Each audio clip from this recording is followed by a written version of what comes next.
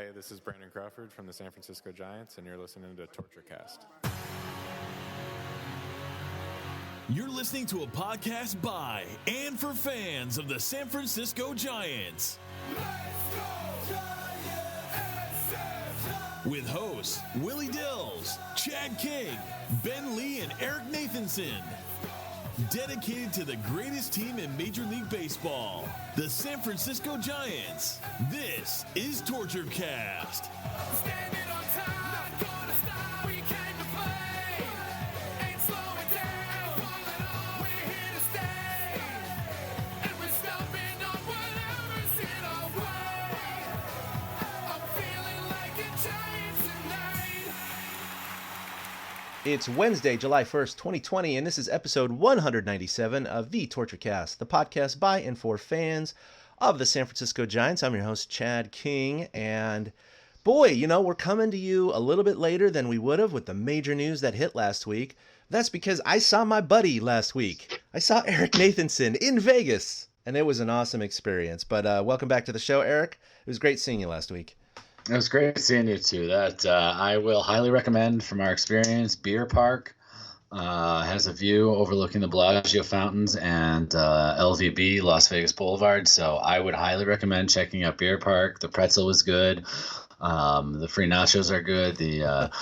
What else did we eat? The fries were good. They were crinkle cut fries. They were really good, and they got a great baseball theme. And being baseball guys that we are, that's where we decided to meet up. And it was a great experience, and it was a great time. As hosts of this podcast, we hadn't seen each other face to face in 7 years since my last trip out to San Francisco, and we always figured that the first time we saw each other after I moved west would be when I came up to San Francisco for a game, but instead the other became true, and you decided to come through my neck of the woods.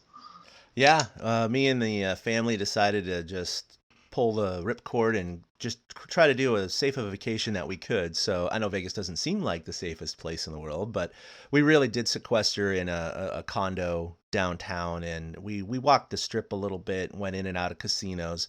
We didn't eat in restaurants. We got all takeout, whatever. And like Eric and I, we got together. We were outdoors at the Beer Park. And when we were indoors at a bar, it was there was hardly anyone there at Paris. We were sitting pretty far apart. We were. Yeah, you were on one side. I was like on the other. Yeah, no, we took it seriously, but we had a great time. And we know that all this major news that you already know about hit last week. And the thought crossed my mind on Tuesday when Eric and I were going to meet up, like, oh, maybe we should bring our phones and try to do some sort of, live recording and all that. But it was like, nah, we just want to catch up and hang out. So we definitely talked baseball. We just didn't record it. So, yeah. But we are here now, official, to talk about all the new stuff. Plus, there's been developments over the week anyway. We got a lot more details about the Giants and their roster and players opting out and all sorts of stuff. But let's go ahead and dive into it. I think that's the best part about us waiting, actually, is we actually got the chance to get a little more information than just last week. We could fire off, those hot takes from the hip, and this way we don't have to be those, yapping heads just giving our hot takes. At least we had some time to digest it now. So as we understand it right now, July 1st, there will be, at least there should be, the start of Major League Baseball in 2020. And there are many, many caveats, many things that we're going to talk about today. But the most important thing is that there's finally, it's not an agreement. Let me just remind you of that. This was, remember, they've negotiated, they've gone back back and forth 6 or 7 times.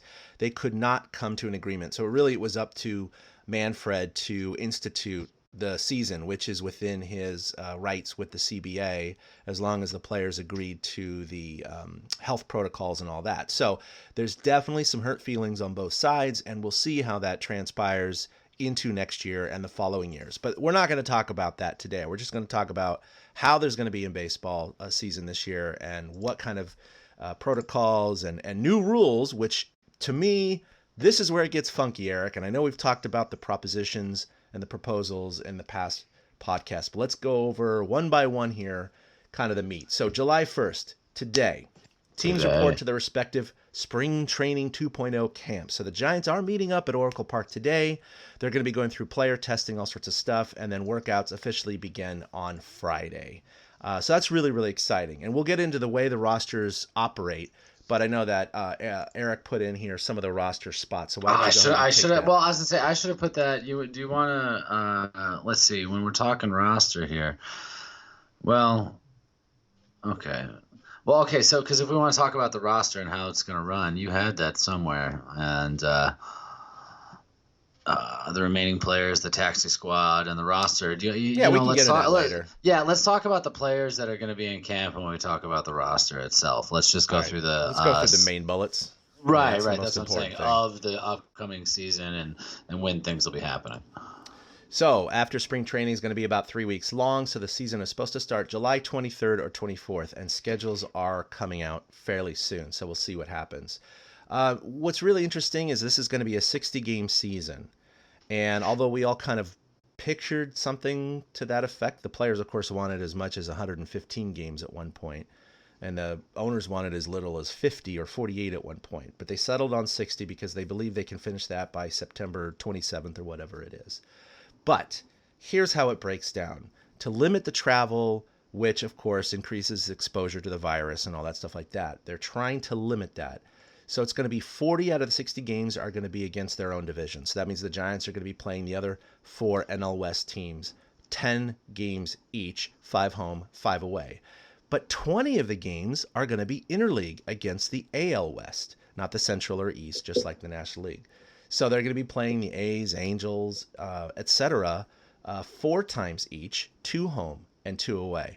So that is a real big, interesting point to me because obviously baseball has been, you make the playoffs based on how you do in your own division and then within your own league. And that's important for wild card seedings. And of course, your division, that really does help you get to the top. With a third of the season now being against interleague opponents that have nothing to do with your playoff seeding, in terms of competing against, that's where it gets real funky because now the Giants or any NL team who are going to be fighting for the NL wildcard spot are going to be fighting against teams in the Central and the East that they never play. And they played interleague division opponents of completely different, divisions. So this is where it really gets funky, I think, for the playoff seeding. I mean, they have to use the same old formula, too. And I think what I read about tiebreakers when it comes to this stuff, because they cannot obviously use common opponents, because none of these teams are going to have common opponents. Say we have to tie break between, say the Braves and the Cardinals win their 2 divisions, and they have the same record. They have to tie break there for who gets home field advantage. Say the Braves and Cardinals each finish second in their division. They have to tie break who gets home field, or say the Braves get the first wild card and the Cardinals and the Giants tie for the second one, and they have to tie break the Giants and the Cardinals, and they can't do it by common opponents or, intra-division records and things like that. They have to go with a floating scale of which team had the better record over a certain amount of games, and that's going to be the tiebreaker at that point. Yeah, so it's going to be wild. The playoffs, they were considering expanding it into the future, but because there was no agreement this year, they're going to stick with the old playoff format. So we're going to have 10 teams just like the last 8 years or so, with 3 division winners and 2 wild cards per league. So unfortunately, because the Giants are a weaker team now than they used to be, more playoff teams would have helped their chances. That said, a 60-game season helps everyone's chances as it is because of just the randomness and not having 162 games. So we'll get into that a little bit later because I think that's pretty exciting. Well, every game is 3 games. I mean, that's how you have to look at it. Every game is basically 3 games. Yeah. And I have to wonder when they do this scheduling, because you have 5 and 5 against each team in the division, are they just going to book 5 straight days solid? Like, Dodgers at Giants at Oracle Park for 5 days to start the season, and then maybe Giants at Dodgers at Dodger Stadium for 5 straight days to end it. Like, I wonder how they're going to break those kinds of things up with the scheduling. Those are answers. We have a lot of answers, but those are some of the questions we still, have. It'll be very interesting because although you do want to split them up. So, for example, you play a team when they're really hot or really cold. That's number one.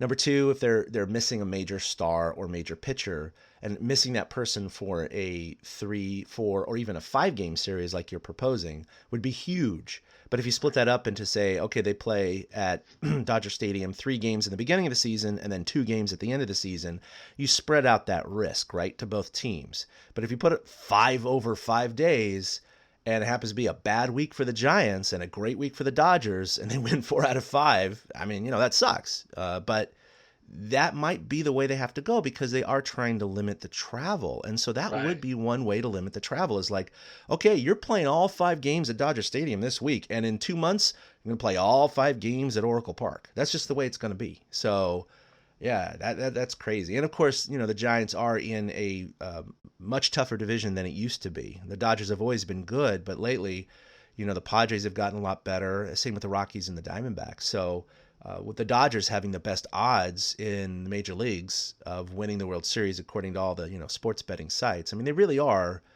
on paper, the best team in baseball. And so the fact that they have to play them 10 times, but teams in the NL Central, NL East don't have to play them once, really could affect the wild card race. And it's unfortunate, but that's the hand we're dealt, and we're going to take it. We got baseball, so I'm happy with that.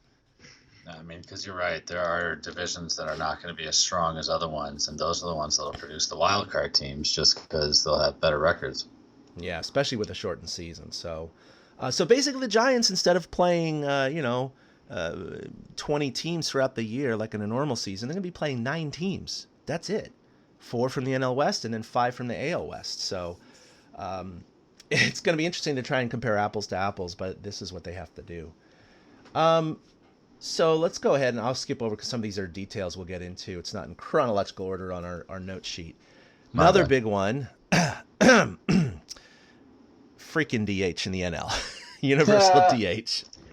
Now, we were going to have a podcast episode about the DH because we knew it was coming at some point with Willie as well, though that probably would have been a little unfair because it would have been 2 against 1. And I don't want to get too involved in it. I briefly mentioned it last episode. I knew the writing was on the wall. I knew it was coming, especially now in this pandemic. Even without it, they were talking about 2022. It would be coming in. I personally don't like it, but at the same time, it's baseball. I'm just happy to have baseball right now. It's like, just give me baseball. It's a weird season. The only unfortunate thing is, for me, from my perspective, and I know Eric loves the DH, and I know a lot of other people love the DH. That's fine. It's just personal preference. But the fact is, once you go DH, you're not going back. That's my point. So the DH is now here to stay. And it's just something when I was younger, even just 5, 6, 7 years ago, I just never, ever thought this day would come. But here it is. Yep, but I will be fair. All right, now, first of all, I know most of I'd probably put the number at 90% of our listeners do not want the DH. Generally, everybody I interact with who is a Giants fan does not want the DH. I used to think that way. I used to be a no DH. I want baseball to be as pure as it can be. If you play defense, you play offense. They do it in every other sport, blah, blah, blah. But pitchers suck at hitting. And how many freaking times, and like you said, we won't go deep. Maybe we'll get Willie between now and the start of the season to go deep. But how many freaking times have teams been in the middle of a rally where the 7 and 8 hitters string together a couple of hits and then the pitcher comes up and kills it?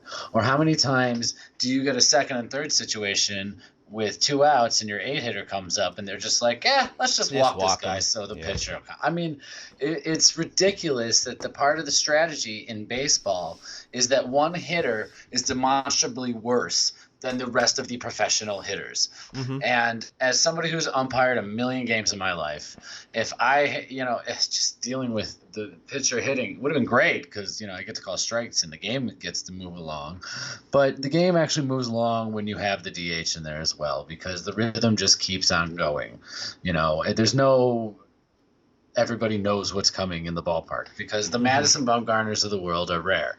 And now that they just go on, y'all can come over to the dark side and enjoy the DH with me.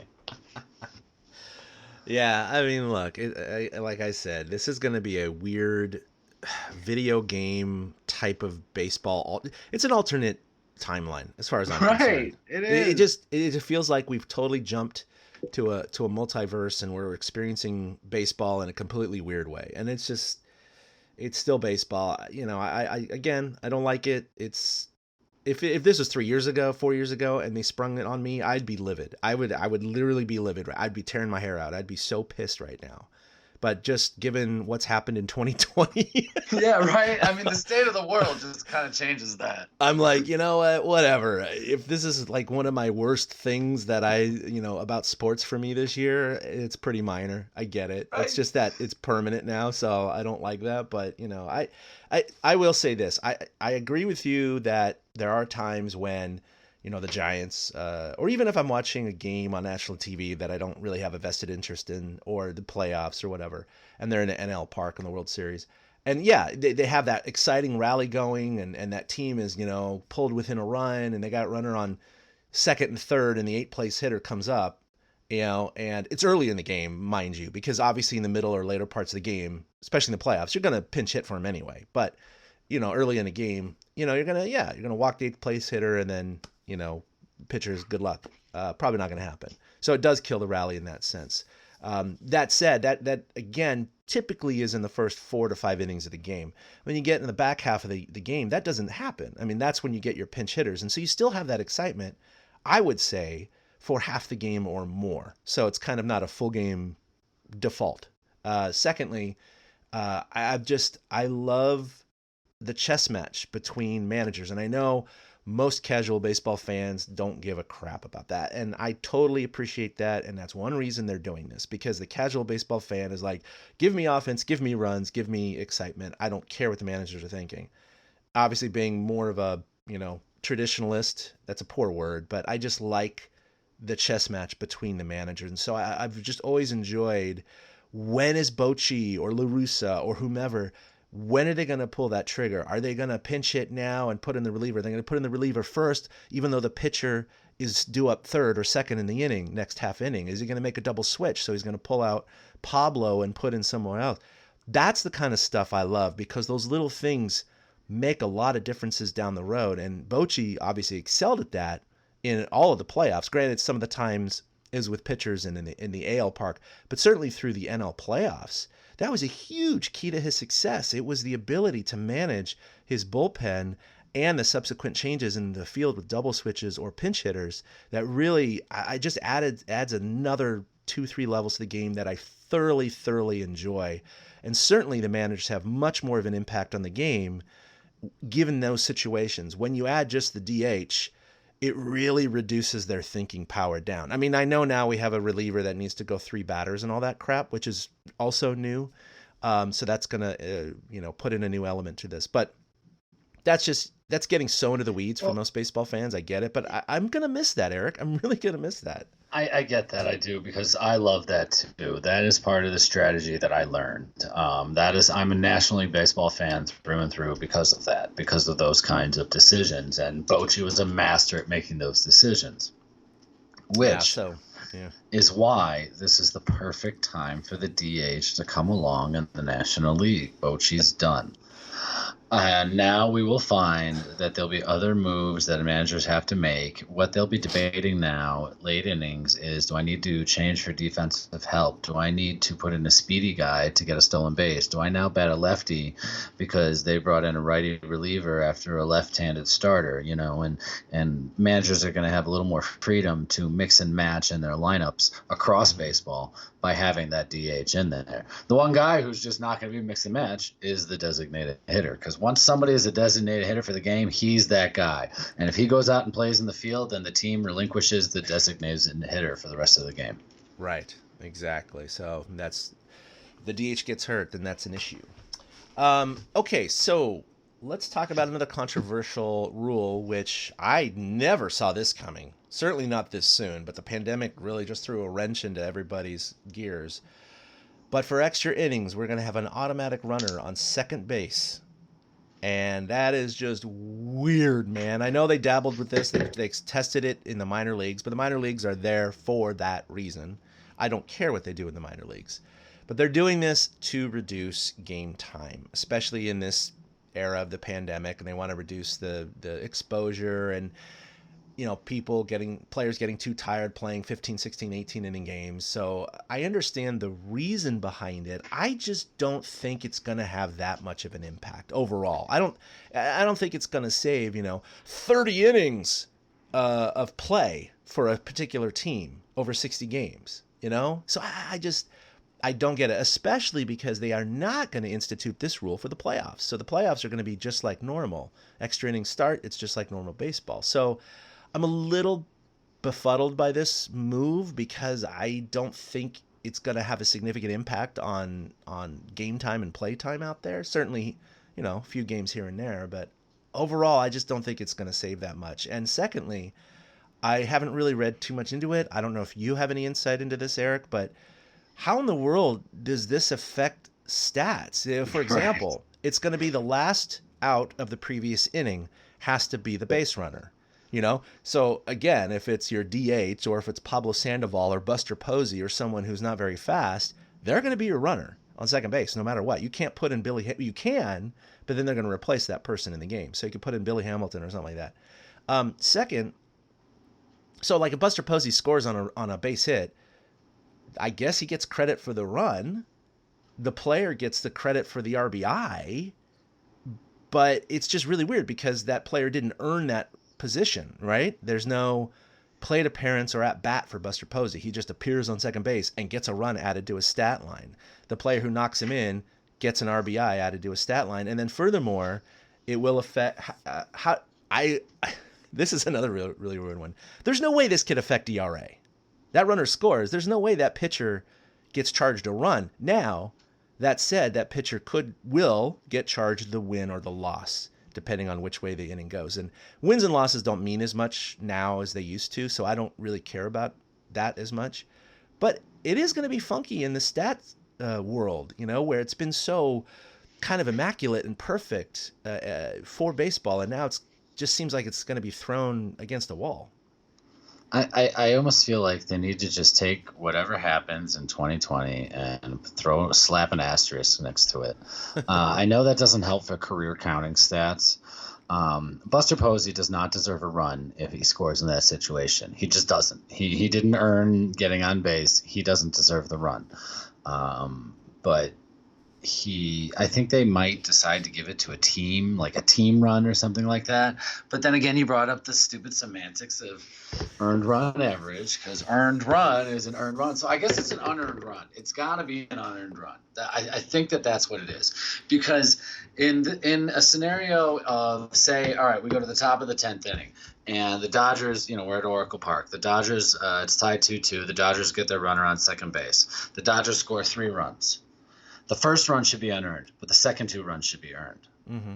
And I think that's what they'll end up going with. I think they'll end up calling the first runner on base an unearned run, and then any subsequent runners obviously become, earned runners, because it's possible that the guy on second starts the inning and comes up to bat again, not for the home team usually, but, for the visiting team, if they go off and score 5 runs in the, top of the 10th right. or 11th, because teams, do that crap all the time.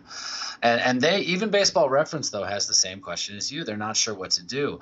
Sean Foreman, who runs Baseball Reference, replied to a tweet yesterday and said they are legitimately trying to figure out how the runner on second base is going to affect players' WAR.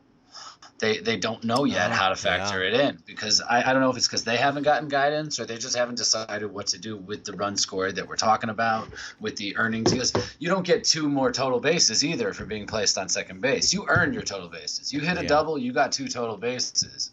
You hit a triple, you got 3 total bases. But you didn't earn those 2 total bases either. So there's no way you can add that to the count. So you're right. It does. It poses more questions than anything else, and it's kind of fun in the outlying aspect of it. This is part of what I actually kind of get a kick out on this season. Yeah. And you have a quote coming up that I totally agree with. I love it. I love everything that happens this year that doesn't normally happen. I love. And it's not that I love it as an addition to the sport, because I never want to see a runner on second base after this season again. No. I liken it to NHL playing overtime, 4-on-4, 5 minutes, and then going to a shootout instead of playing 20 minutes like they do during the Stanley Cup playoffs. I feel like that's the same vibe that the baseball is going for here, is because they want to make sure to get games done. They don't want to tax anybody's roster in any way, shape, or form, and they just want to keep the season moving along because they're so scared the season's going to be interrupted at some point. I think they just want to get this train rolling. Yeah, I think you're right. I mean, if I'm a big stats nerd. I used to compute stats all the time and all that. And the one thing that I would say is, well, okay, for example, you're playing a baseball game and Buster Posey hits a double and he's the winning run. You pinch run for him with Billy Hamilton or whomever, and he scores. Billy Hamilton does get the run, right? That's not Buster Posey's run. So correct. I think you have to treat it like that person is pinch running. That's all it is. They're not actually replacing anyone, but it's like they're pinch running, so they're going to get credit for the run because, the runs scored have to match up on both stat lines, right? Runs given up and runs scored. But total runs by all your players. But they still didn't earn that run because, I know. In the Billy Hamilton replacing Buster Posey scenario, Hamilton actually does earn the run because his manager had the trust in him to replace it and put him out there. And they don't have that option. It's out of their hands completely at this point. So like that, I think that's where that's like that split little hair, and stat guys like you and me will always, over those little split hairs, try to figure out, well, which way does this make this go?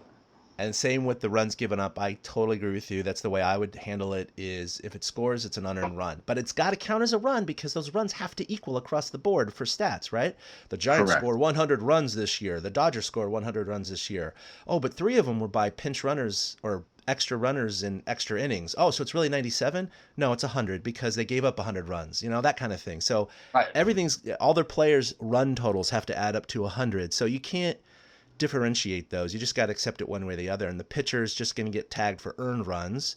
And when it's all said and done, it's a weird season. It's 60 games, so it's not even a full season, and it's not going to happen again. At least we don't think. So let's hope not. In the long career of these players, or even over a 3, 4, 5 year period, these little tiny blips are going to make negligible differences in stat lines and WAR and all that stuff. So it's not that big of a deal. I mean, look, baseball's always been that, quote, more traditional sport where the rules have essentially barely changed over the years. Unlike, basketball, hockey, and football. Oh, my God, there's new rules every year. And they're just like, oh, we ripped that rule out. Oh, we put that one back in. Oh, we can review this. We can't review that.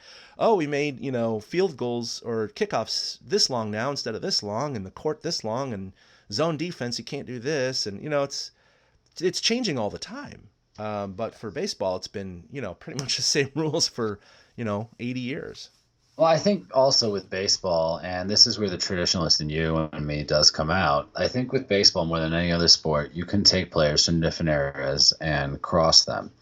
Yeah. I do think Babe Ruth could stand in the batter's box against modern day pitchers.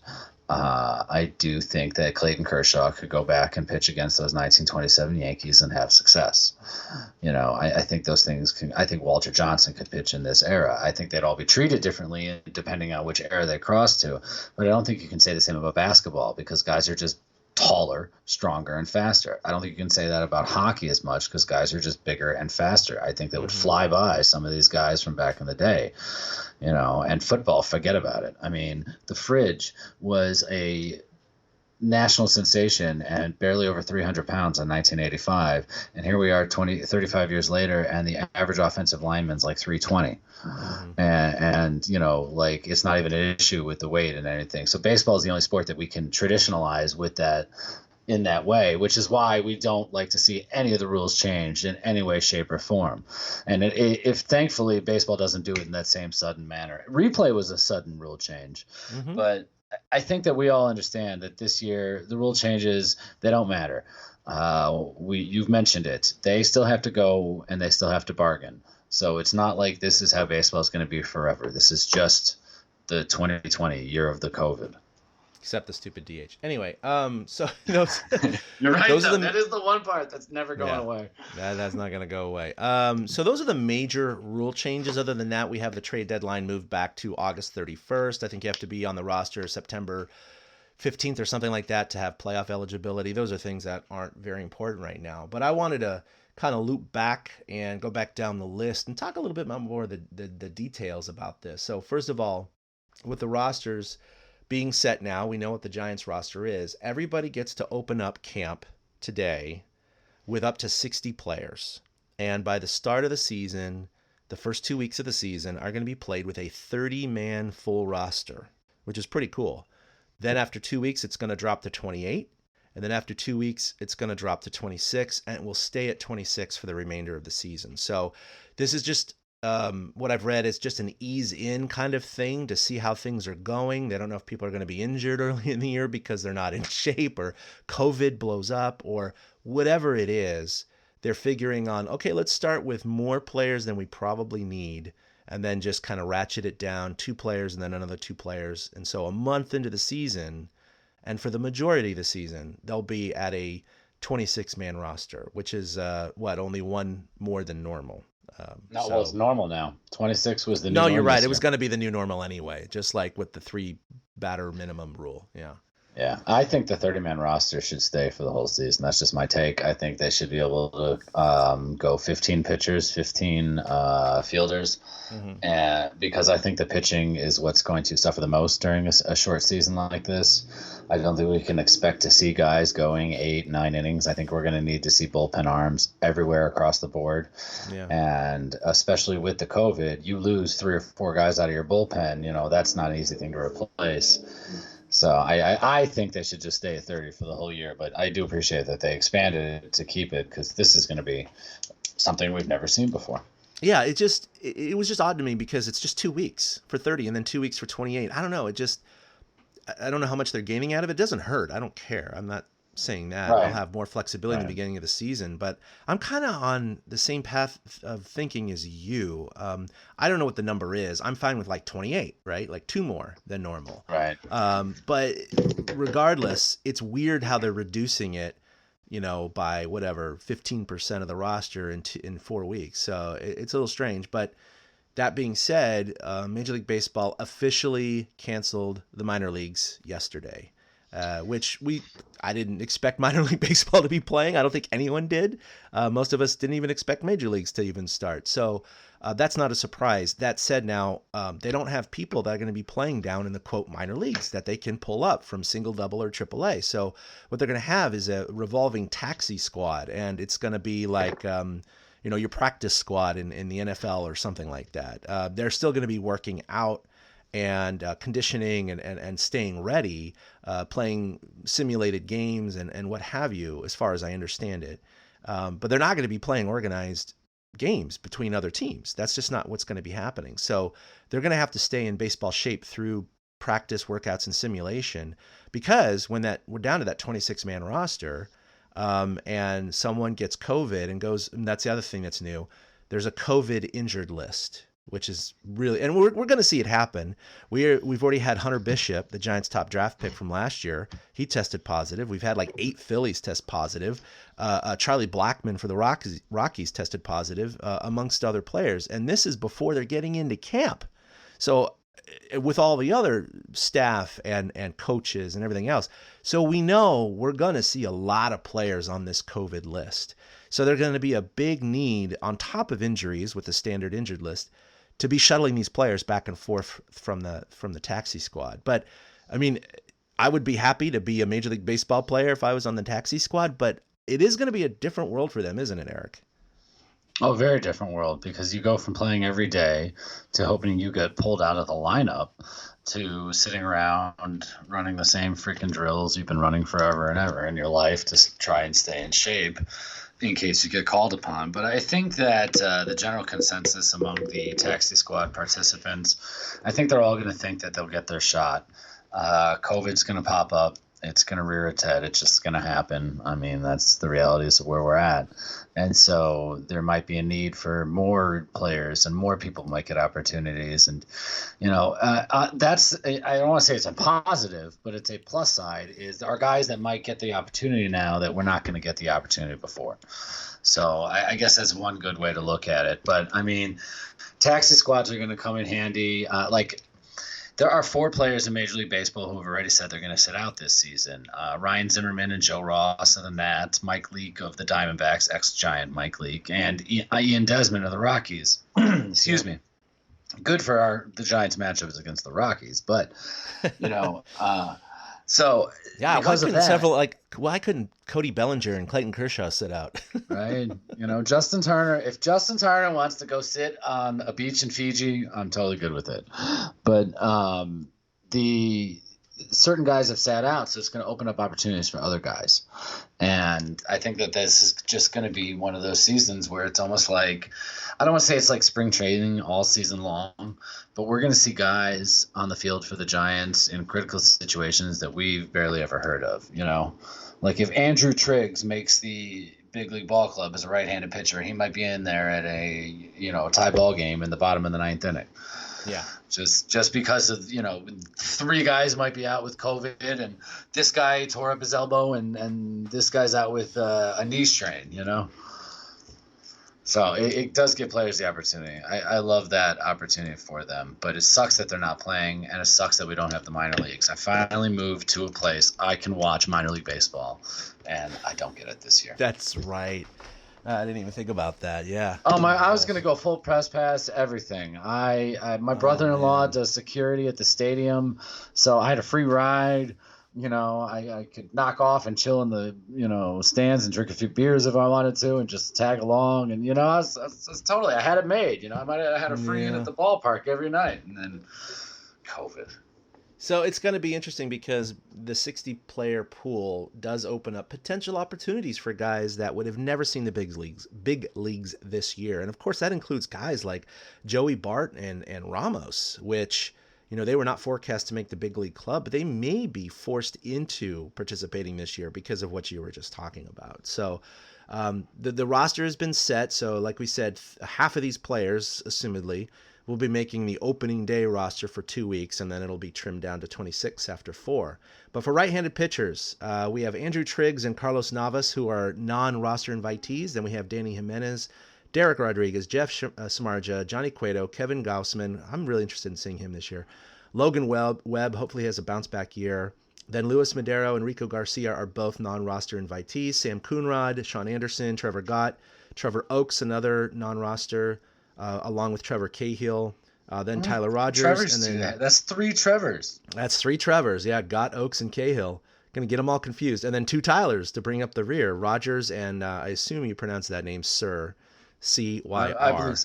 And looking ahead, there's 2 other Tylers in this list. I just counted while you were reading through that, and then I'll take over and share some names. Yeah, please. I just counted. There's 51 names on this list. Right. So I did see that. They were the last team to announce their roster pool, but they only announced 51. That's correct. Thanks for clarifying that. Some other teams were like, here's 60. Giants are like, yeah, this is all we need. Well, I mean, the Giants' farm system hasn't been the greatest over the last few years. They're just rebuilding it, so that's part of why. That's a lot of right-handed pitching. I agree with you. To circle back, Kevin Gausman is somebody I'm very curious to watch this season. He was my favorite, I want to say, pitching signing over the offseason. He's somebody I'm curious to see if he can get it back. From the left-handed side, they've got Andrew Suarez, Connor Menez, Drew Smiley, that's right. They signed Drew Smiley. Jarlin Garcia, Sam Selman, Tony Watson, Tyler Anderson, and Wandy Peralta. And, I forgot about Drew Smiley. I was thinking of who the hell did they trade last year to the Brewers? That they signed last offseason. You remember it was a left-handed guy that failed as a starter and went to the bullpen. I got it. He was so pandemic brain. Right, he was so memorable that he's forgettable. So, but none of those guys that I just mentioned are non-roster invitees. Those are all left-handed pitchers that were pretty much on the 40-man roster in the first place. Right. And then I'll move to the outfield side of things. These are the outfielders that are going to be in summer camp. Alex Dickerson, Austin Slater, Billy Hamilton, Helio Ramos, Hunter Pence, Jalen Davis, Joe McCarthy, Joey Rickard, Mike Yastrzemski, and old friend Steven Duggar. And Billy Hamilton, Helio Ramos, and Joey Rickard are all non-roster invitees. So they're not necessarily guaranteed to make the Giants player pool in the long run. They might not make the taxi squad, but they might, all depending. But it's really cool to see Ramos, like you said, getting his shot. And I'm pretty sure Billy Hamilton's going to make this team.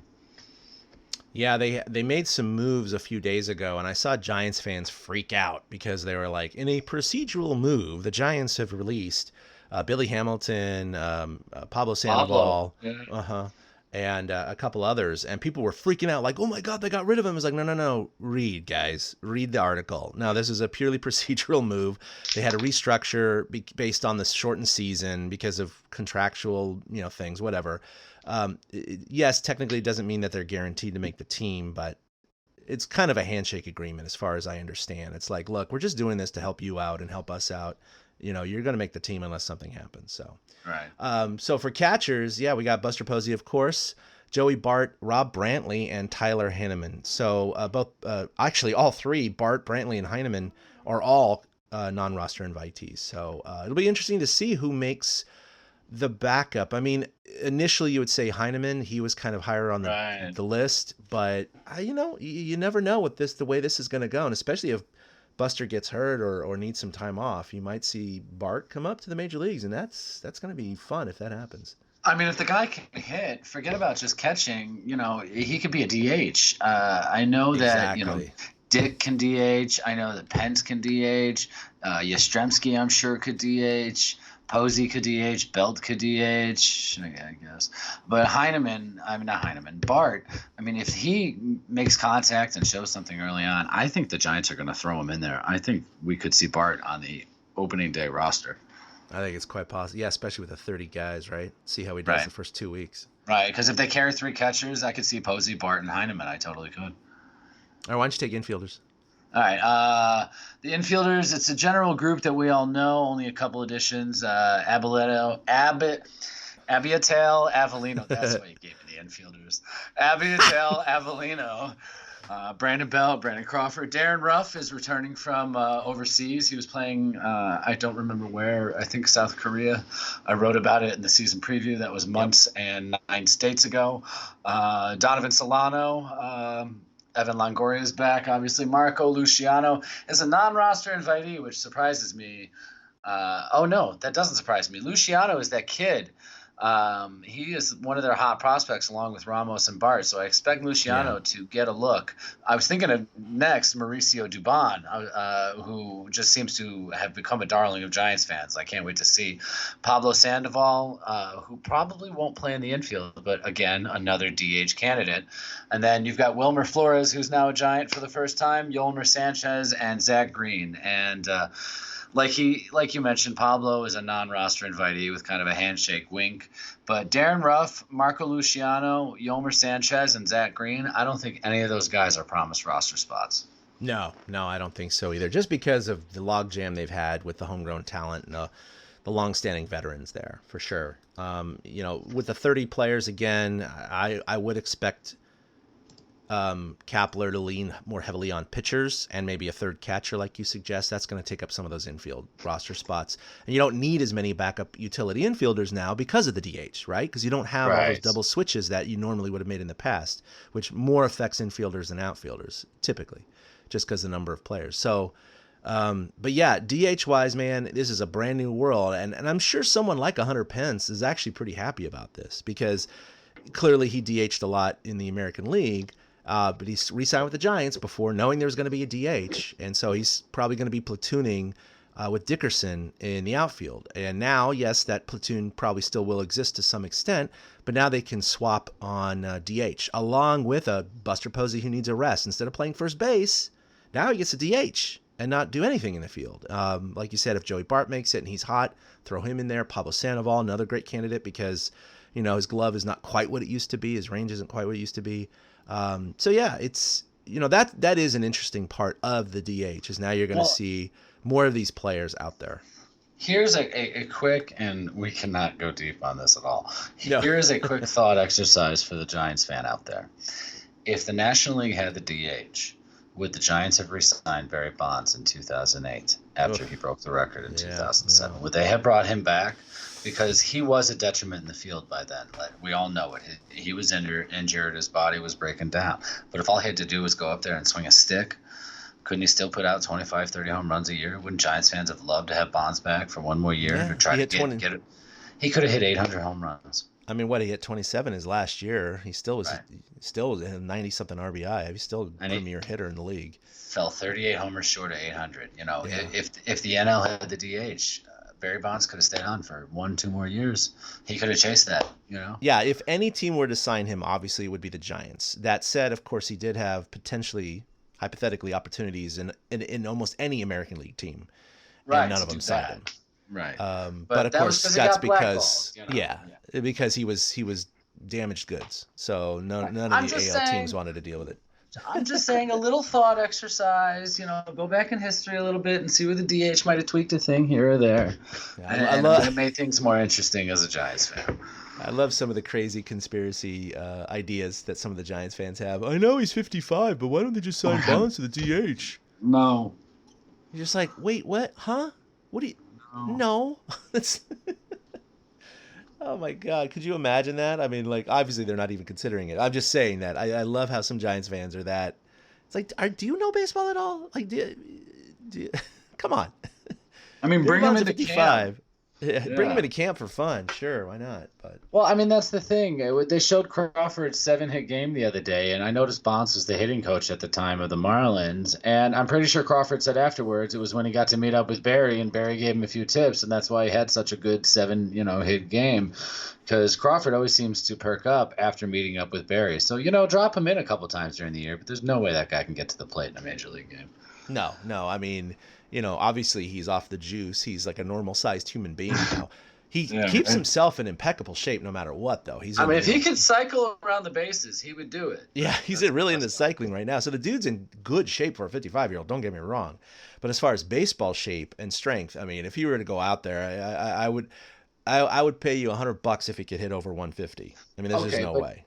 But could he pass the MLB safety protocol? So we have a season. There you go. Right, Good segue. I'm a professional. We have a season starting at the end of this month, and obviously in the middle of a pandemic that is worldwide, or it's more countrywide now than anywhere else. With a pandemic going on, they need to bring in safety protocols, and so here are some of the safety protocols that are being put in place this year, and we'll discuss which one of these will be easy and one of these will be tough. Players and personnel are going to be tested every other day. Players will receive a temperature and symptom check twice per day. Wow, it is like they're in camp. Players and personnel not participating in the game can sit in the stands, but 6 feet apart. There will be antibody testing done on everybody once a month. There will be a separate COVID-19 injured list, and we're going to circle back to that specifically because of HIPAA. And then any player who tests positive for COVID-19 will not be allowed to return until he tests negative twice. And now the Cubs pitching coach came out and he said it took him 30 days to test negative. Uh-huh. So that's half or a third or about a quarter or whatever of the season. Because I know the season's 60 games, but it's being stretched out over 85 days. So that's a big chunk of time to lose somebody. So there are a lot of safety protocols into place. Do you think that they're going to be able to follow all this? Yes, but with major impacts. And that's the thing that you just noted right there is just in the general population, it is taking some people, even if they have mild or no symptoms, a long time to test negative, because what happens is in certain individuals, for whatever reason, because there's still so much about this virus that the experts don't know, Eric, and I think we all understand that. The doctors are still learning every day. The epidemiologists, they're learning all they can every day. But one of the interesting things has been some people will have it, they clear, they test negative, boom, they're done after 10, 14 days or something like that. But that's like the short end of things. Some people are taking, more than a month to test negative, and they have to test negative twice because they may not be infectious anymore, but there's an interesting way this virus sheds its DNA. And so even if you're not infectious or contagious anymore, your body may still have fragments of the viral RNA in it.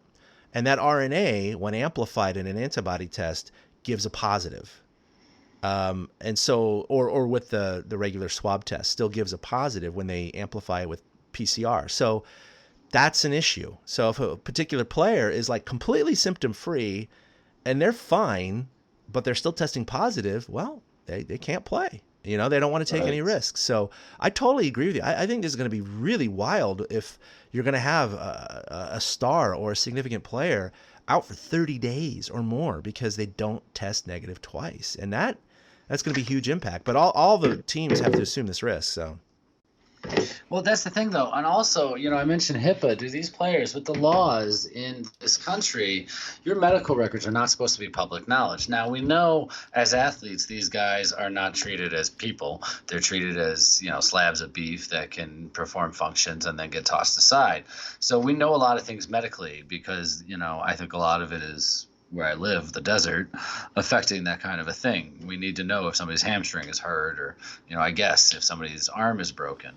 So it kind of does call into question HIPAA and health laws as far as disclosing who has it. And then, how does the contact tracing go after that? Who is to say that the family of a ball player is going to isolate themselves?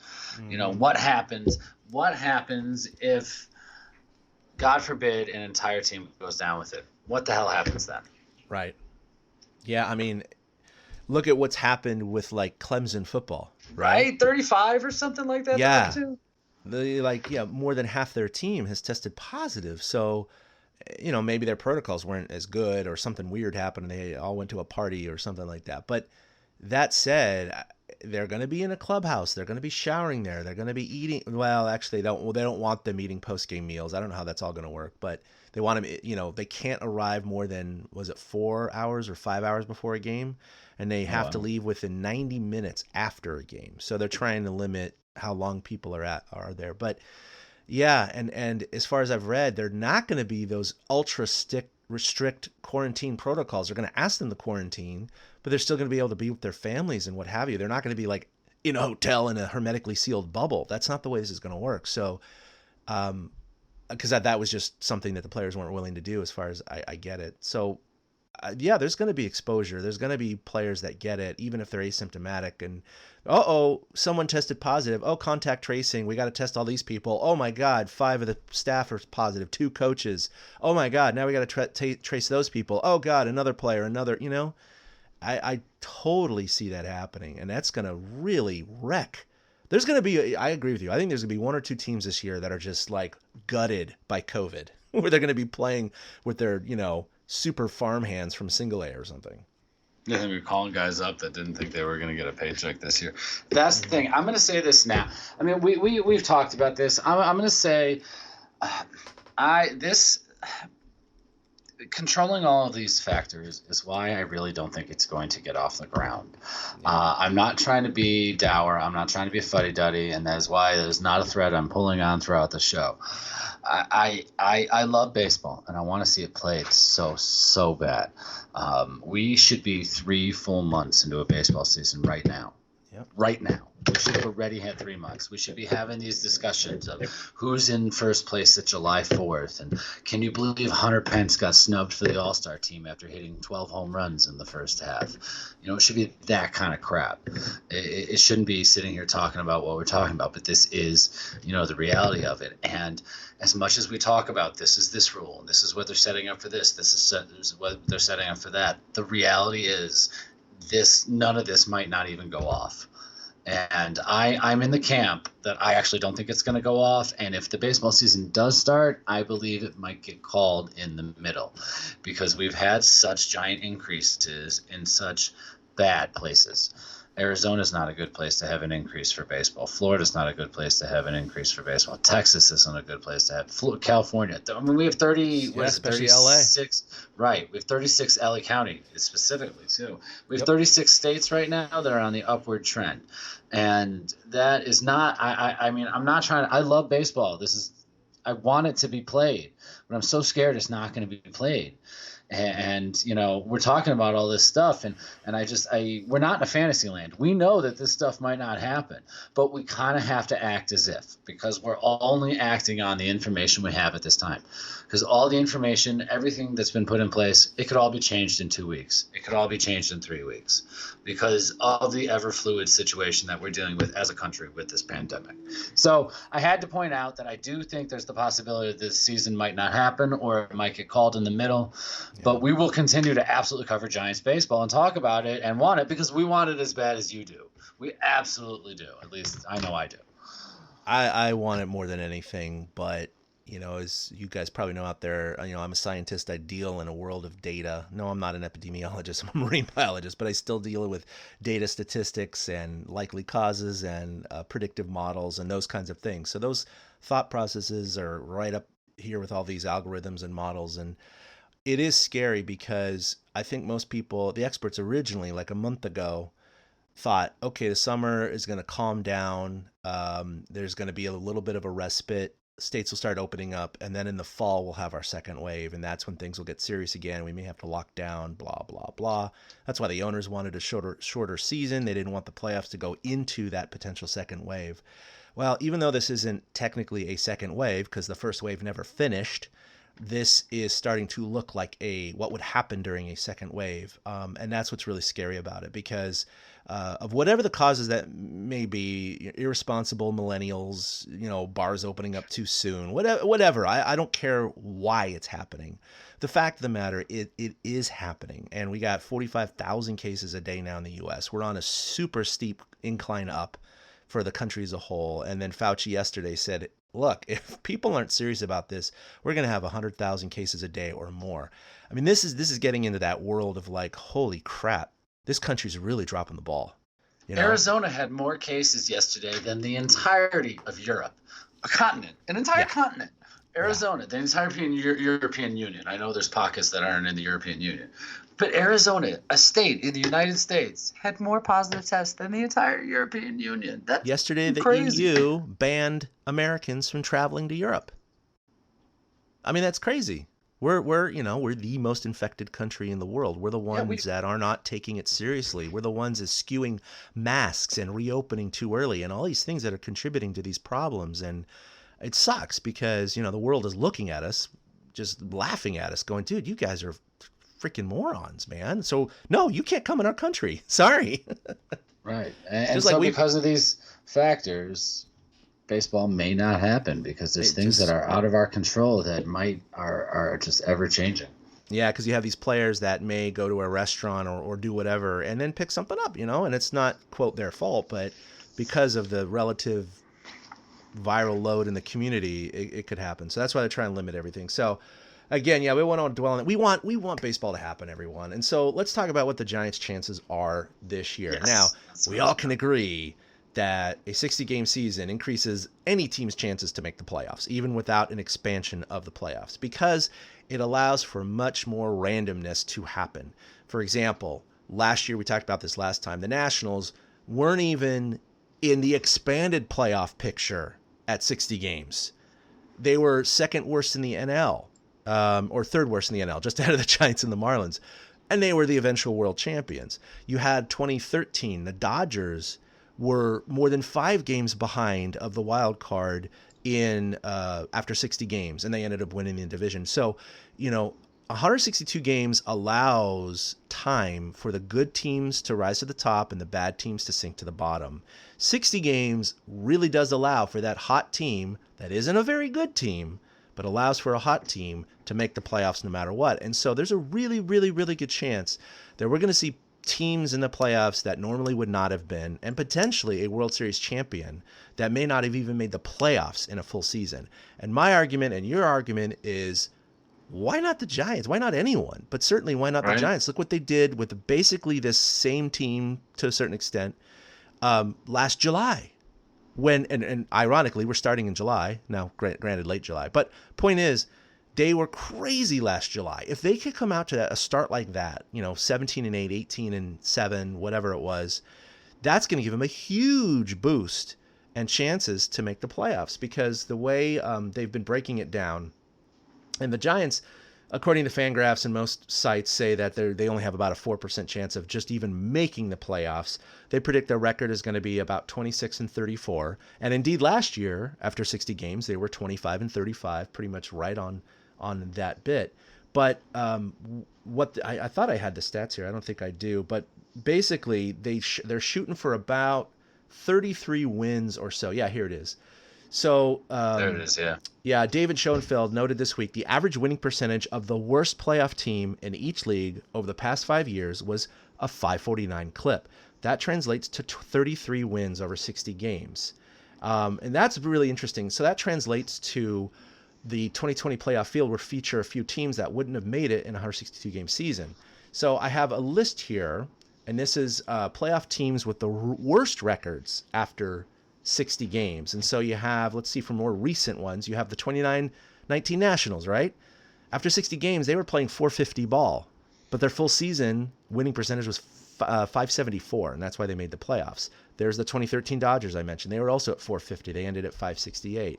Then you have the 84 Royals, the 2007 Cubs, the 03 Mariners, 74 Pirates, 89 Blue Jays, 2012 Athletics, and the 2005 Astros. So you're going to have a lot of this weird stuff happening this year. And, why not? If they're shooting for 33 games, again, and that first month they win 18 somehow, they only have 15 more to go. That's pretty good. So a hot start is immensely important. Only have 15 more to go. Well, only. I mean, here's my thing, though. How the hell? Yeah, because I would still be playing like 500 or a little under 500, yeah. Right. I mean, but how the hell do they know 4.1% is their chance of making the playoffs when you don't know what the actual factors are? And that's what this season is. That's what's making this fun, and that's what we're going to close talking about too. That's what makes this fun is we literally, and that's why you're talking about the Giants possibly making the playoffs, because it works in both directions. There are teams that jump out of the gate and then they absolutely fall flat on their face. Well, if you jump out of the gate this year, you're the winner. Yep. Mariners last year would have been in the playoffs. Yep. And the Mariners were a good team last year, man. They were one of my secret fun watches late at night last year. Mm-hmm. I guess it's not late at night for me anymore. Late at night last year, because they had that streak of homering in every single game. And I was like, oh, let's tune in to see what the Mariners are doing. The ballpark's a nice-looking ballpark.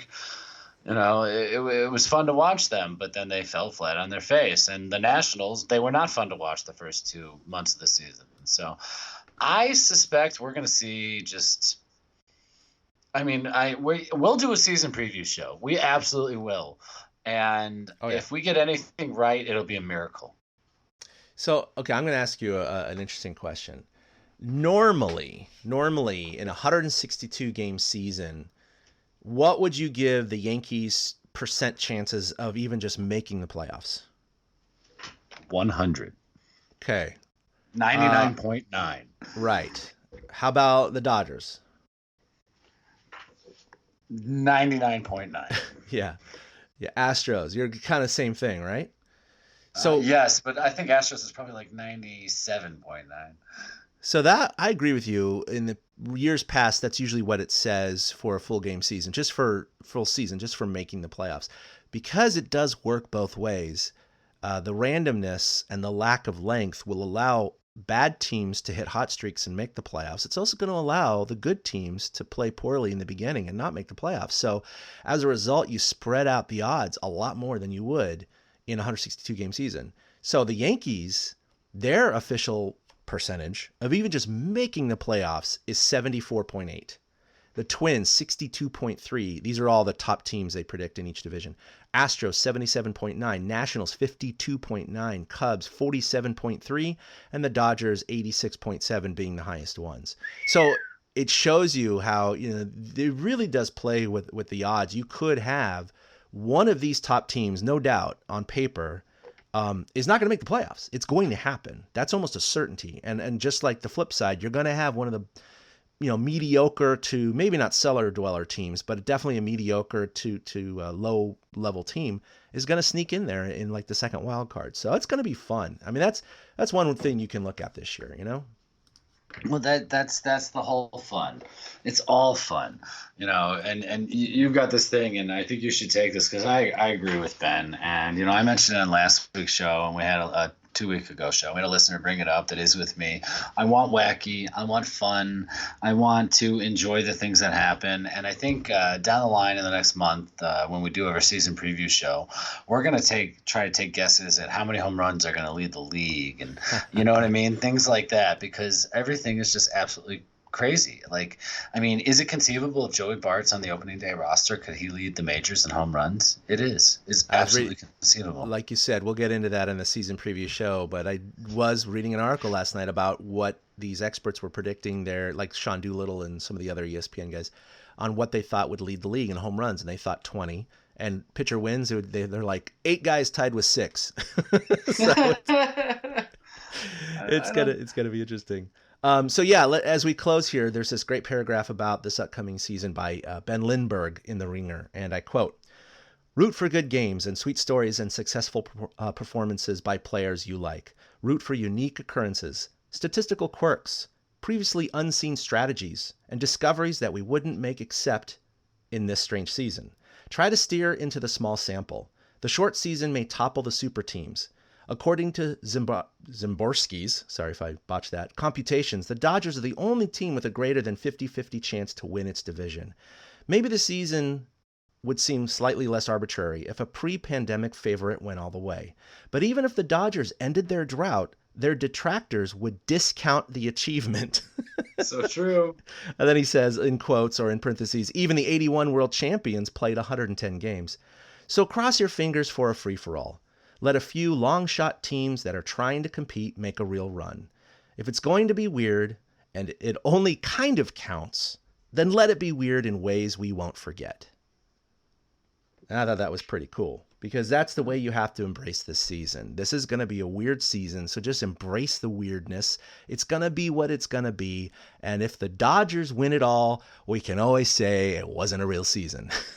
Right. But if they don't win it all, we get to say, haha, they didn't win it all. They didn't win it all. But that is, I'm with Ben 100%. I like Ben's writing usually. I'm with Ben 100%. Embrace the weird, the wacky, steer into it. Just steer into it, because we as humans, honestly, we don't have control over a damn thing. And something like this pandemic and a different kind of season really shows the randomization of it all, because we think we can control things by making these arbitrary 162 game seasons and deciding what numbers are the correct numbers. But I mean, we don't really know, which is bullshit we've made up along the way. And so this season in and of itself just absolutely gets to show what a different kind of thing would be like. So you got to embrace the wackiness, embrace the alternate universe. It is alternate universe.